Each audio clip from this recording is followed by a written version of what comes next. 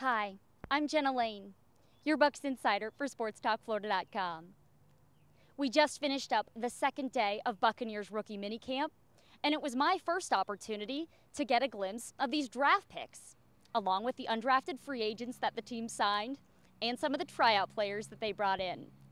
Now, while I wasn't here yesterday to catch Mike Evans' spectacular one-handed catch, he didn't disappoint for me today either, hauling in another tremendous 30-yard grab. Now, he wasn't the only one who impressed me. Running back Charles Sims out of West Virginia, the draft pick that virtually no one saw coming. Well, his hands are pretty darn impressive too. I saw him make a tremendous catch on a corner route, in stride. Love how physical he looks with the ball in his hands. He could be a great possession receiver, and we also saw him do the same thing on a wheel route as well. He could certainly be an asset in the receiving game, but the Bucs are hoping that they can use those hands in the punt return game.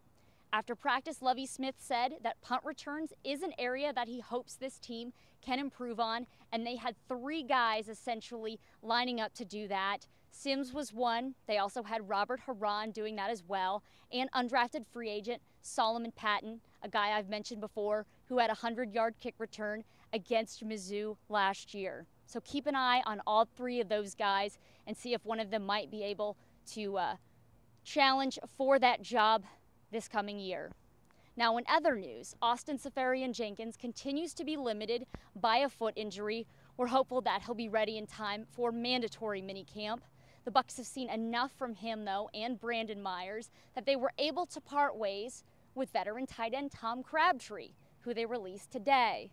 Lovie Smith said after practice that it was really just a numbers game. It wasn't looking good for Crabtree, and they wanted to give him an opportunity to hopefully latch on somewhere else.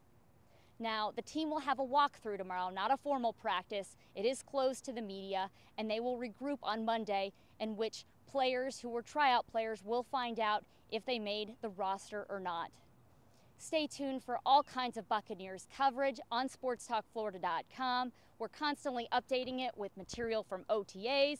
We're also going to be out here for the Bucs mandatory minicamp in a few weeks. That should be fun to watch. With Sports Talk Florida, I'm Jenna Lane.